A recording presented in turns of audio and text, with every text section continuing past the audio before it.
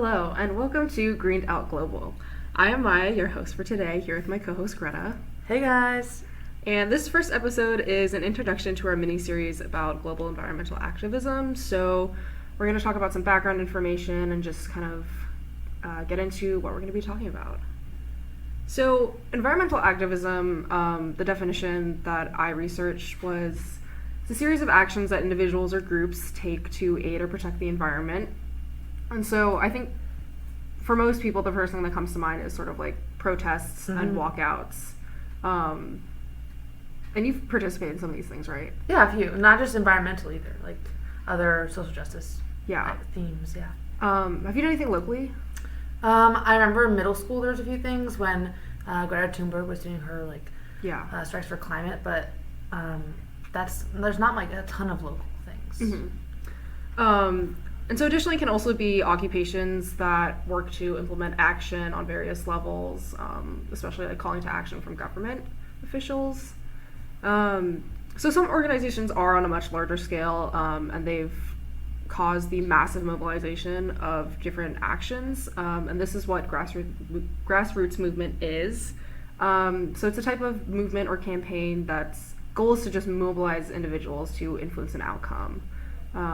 And it's often political, so it's a lot of people calling to government officials, contacting policymakers and lobbying, or it's pushing people to vote a certain way to increase voter turnout or to have them vote for a certain candidate who is more in line with their goals. And so the term grassroots movement can actually be applied to different historical events, not just environmentally. And so it's just this movement where people want change. So, like the American Civil Rights Movement of the 1950s and 60s, Brazil's land equity movement in the 1970s. These are just some examples of people mobilizing to get change. Mm-hmm. Have you learned about any environmental grassroots before?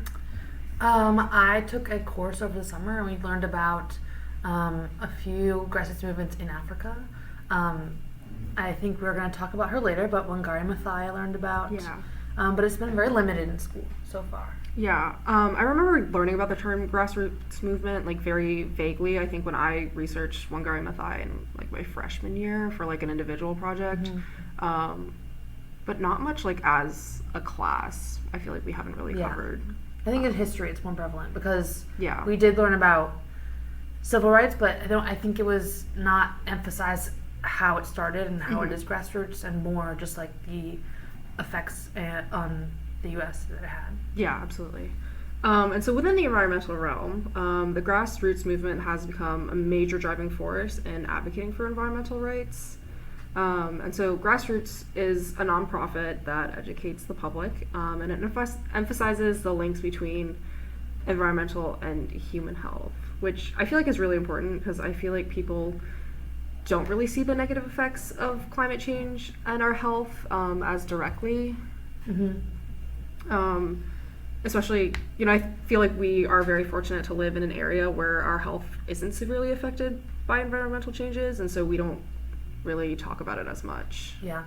I think that's why people are forced to have these grassroots movements, because they are seeing the effects and they're not seeing big changes, so they're taking action themselves and building up these movements. Yeah, especially because, in countries where they are being affected by these environmental changes, and these, where health is being affected and, their governments, one alone amongst the world, can't make change. So I think it's it's a global movement to really push for environmental change for everybody. Yeah. We hope that today you learned a little bit more about the background of global environmental activism, and feel free to listen to our next episode to dive deeper into this topic. Bye!